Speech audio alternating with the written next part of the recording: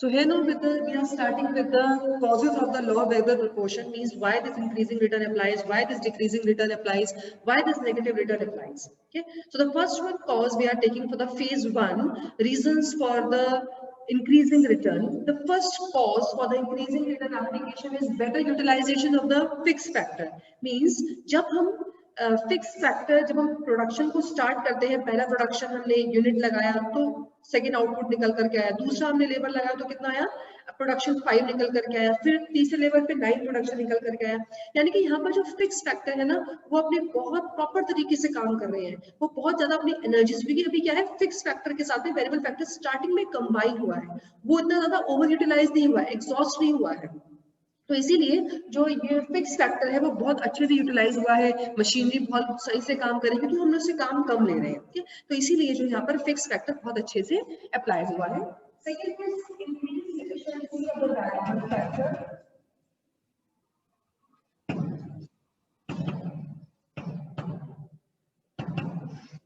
हाँ जी, अब बेटा जो वेरिएबल फैक्टर है ना, उसकी एफिशिएंसी बहुत ज्यादा इंक्रीज हो रही है। क्यों? क्योंकि फैक्टर्स कम है, वो अभी इस प्रोडक्शन को स्टार्ट किया है, वो अपने पूरा आउटपुट दे रहे हैं, वो अपना पूरा जील से, अपने पूरे एंथुसियाज्म से वो प्रोडक्शन कर रहे हैं, और वो बहुत एफिशिएंट मैनर से अपने पूरे स्पेशलाइजेशन पे, पूरे स्किल्स के साथ में अपना जो प्रोडक्शन कर रहे हैं। इसलिए क्या है कि जो increase efficiency of the variable factor भी है, यूटिलाइजेशन फिक्स फैक्टर का भी बहुत अच्छे से है, और वेरिएबल फैक्टर भी जो है उसकी भी एफिशिएंसी कैसी है, इंक्रीज है।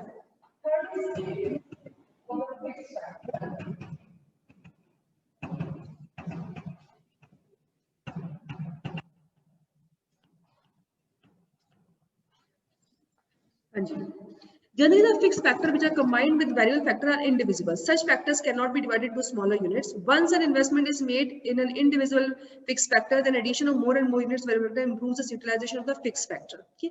यानी कि जो fixed factor है वो indivisible है, यानी कि ऐसा नहीं कि हम हर एक वेरिएबल प्रपोर्शन के लिए हर बार हम नया फिक्स फैक्टर लगाएंगे, वो indivisible है ना। हम जैसे जैसे हम फिक्स, एक बार हमने इन्वेस्टमेंट कर दिया, उसके साथ में जब हम वेरिएबल फैक्टर को कंबाइन अप करते जाएंगे तो हमारा जो प्रोडक्शन है वो अच्छे से अच्छा निकलता जाएगा, लेकिन एक लिमिट तक निकल करके आएगा। ठीक, तो ये तीनों के तीनों कॉजेज हैं why the increasing return applies, why the phase 1 applies. The next one is the reasons of decreasing return, is the second phase. Now over here, the first one is optimum combination of the factors.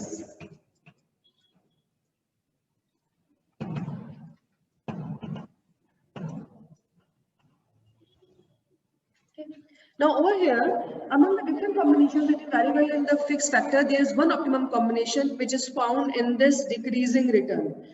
अब optimum combination क्या होता है, कितने variable, कितने fix के साथ में मुझे कितना वेरिएबल फैक्टर कंबाइन करना है, ये कहलाता है optimum combination of the fix factor, optimum combination of the factors. ये कहां पे निकल करके आता है, ये इंक्रीजिंग में नहीं आता, ये डिक्रीजिंग में निकल करके आता है। ऑप्टिमम मतलब सबसे बढ़िया कौन सा स्टेज है जहां पर कि मुझे कितने फिक्स के साथ में, जो मेरे पास फिक्स फैक्टर उसके साथ में मुझे कितने वेरिएबल फैक्टर्स कंबाइन करने हैं, वो मैंने वहां पे मैं देखती हूँ, तो उसके हिसाब से मुझे ऑप्टिमम कॉम्बिनेशन निकल करके आता है, जहां पर कि मेरा खर्चा कम होगा और मेरा प्रोडक्शन मैक्सिमम निकल करके आएगा। Second is imperfect substitutes.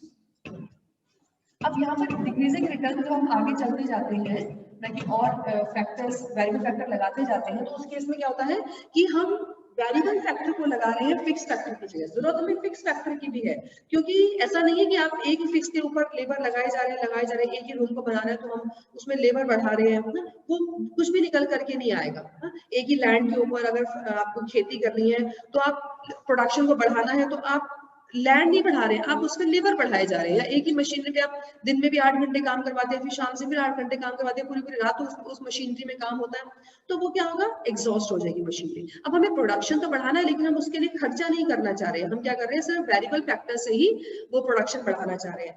लेकिन वेरिएबल फैक्टर बेटा फिक्स फैक्टर का सब्स्टिट्यूट नहीं है। अगर आपको वाकई प्रोडक्शन बढ़ाना है, you want to increase the production of the commodity, you have to increase the fixed factors also. Okay, so this is the imperfect substitutes होते हैं, जो variable factor होते हैं वो fixed factors के perfect substitutes नहीं है, वो उसके imperfect substitutes हैं। एक लिमिट तक तो आप variable factor से प्रोडक्शन बढ़ा सकते हैं, उनको बढ़ा करके, लेकिन उसके बाद में आप प्रोडक्शन को नहीं बढ़ा सकते हैं। Next is reasons for the negative return.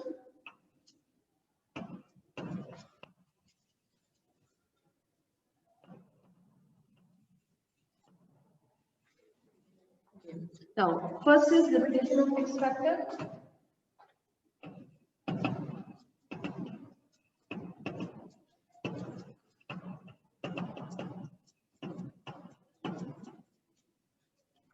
तो ये कहता है कि जो फिक्स फैक्टर है अब वो लिमिटेड तरीके से अप्लाई होगा। लिमिटेशन यानी कि अब एक स्टेज होती है, उनका फिक्स नेचर होता है फिक्स फैक्टर्स का, वो उससे आगे अपना एप्लीकेशन नहीं दे सकता। एक ही जमीन पर एक ही मशीनरी पर जब प्रोडक्शन ज्यादा करेंगे तो वो क्या होंगे, वो अपनी फिक्सिटी की वजह से वो और फर्दर आपको हेल्प करना बंद कर दें। क्या होगा, मशीनरी खराब हो जाएगी, लैंड पे क्या होगा, लैंड डिप्लीट हो जाएगी रिसोर्सेज से।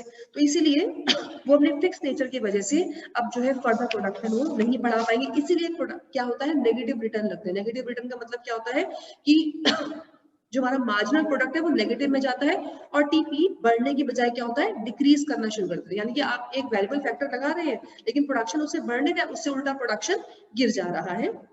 Next is poor coordination between the fix and the variable factor.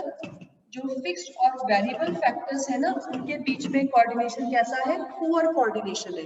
क्योंकि अब एक ही मशीनरी पे अगर आप दिन पे लेबर लगा रहे हैं, शाम को भी लगा रहे हैं, रात को भी लगा रहे हैं, तो क्या होगा, मशीनरी खराब हो जाएगी।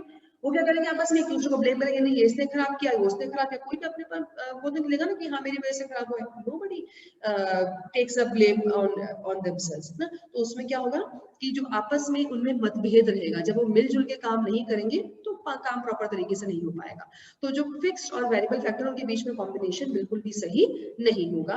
And next is decrease in the efficiency of the variable factor. अब जो नए फैक्टर लगा रहे हैं वो तो काम कर रहे हैं, लेकिन जो पहले जो हमने स्टार्टिंग में जो 1 लेबर 2 लेबर लगाई थी, अब वो अपने आप को लीडर बनना शुरू कर देंगे और प्रोडक्शन बढ़ने की बजाय क्या होगा, कम होना शुरू हो जाएगा। तो ये हमारे कॉजेज है, reasons for the increasing return, decreasing return and the negative return. Question अगर आपको जैसे आता है explain the law of variable proportion and explain the causes also, तो आपको साथ में कॉजेज भी एक्सप्लेन करने हैं ना। जब तक क्वेश्चन में नहीं था तब तक नहीं करने हैं, लेकिन अगर ऐसे है explain the law of variable proportion तो आपने डेफिनेशन, उसका फिर डायग्राम का एक्सप्लेनेशन, फेजेस 3 कौन कौन से होते हैं, वो सब कुछ आपने एक्सप्लेन करना है।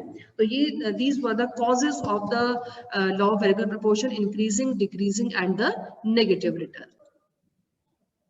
Here now the next topic is relationship between TP and MP. कि TP और MP जो उसमें क्या रिलेशनशिप है, अभी हमने कॉजेस पढ़े थे। अब उसके बाद में हमारे पास में दो टॉपिक बचते हैं, relationship between TP and MP and relationship between AP and MP. For this sake I have written over here the schedule of this labor. Fix factors fix है, इस पर लिखा नहीं है, TP और ये है MP। अब यहाँ पर आपने क्या देखना है कि TP और MP कैसे चलते हैं, उनका रिलेशनशिप आपस में क्या है। तो पहला रिलेशनशिप क्या है, देखिए बेटा, जब तक MP इंक्रीज करता है, MP इंक्रीजेस, तो उस केस में क्या होता है, TP increases eight increasing rate.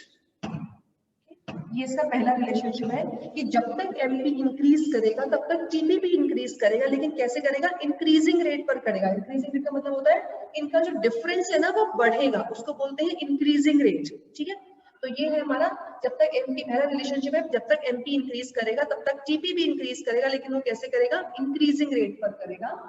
फिर दूसरी चीज आती है, दूसरी बात, जब MP डिक्रीज करेगा, देखिए यहाँ सेकंड फेज से MP ने डिक्रीज करना शुरू कर दिया है, 0 तक गया है। जब तक MP इंक्रीज करेगा तब भी TP बढ़ेगा।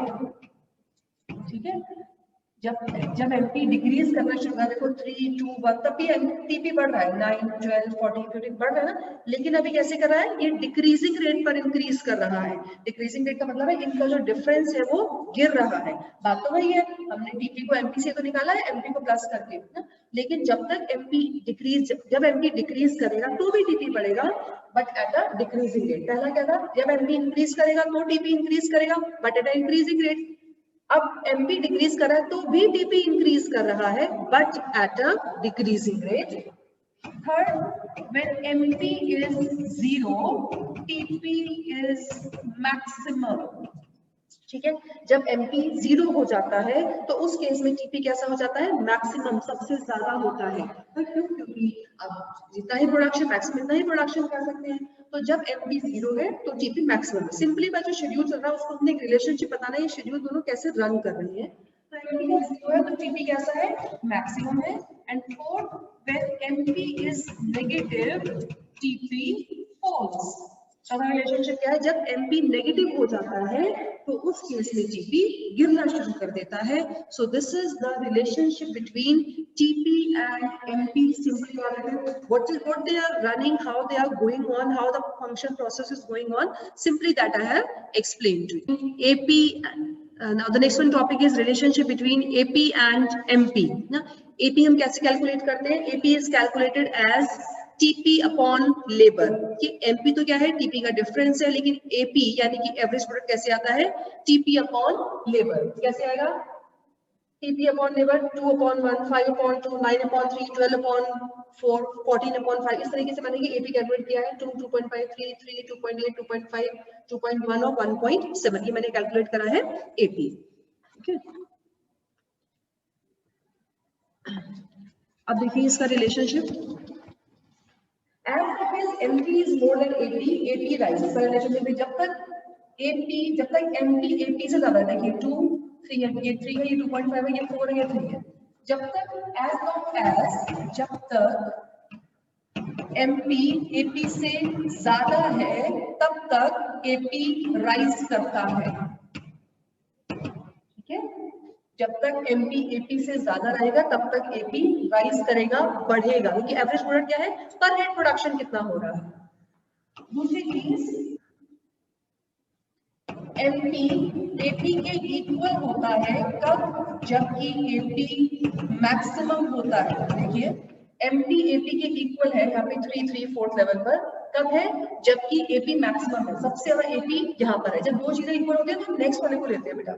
तो जब MP AP के इक्वल है उस स्टेज पर AP क्या है, मैक्सिमम है।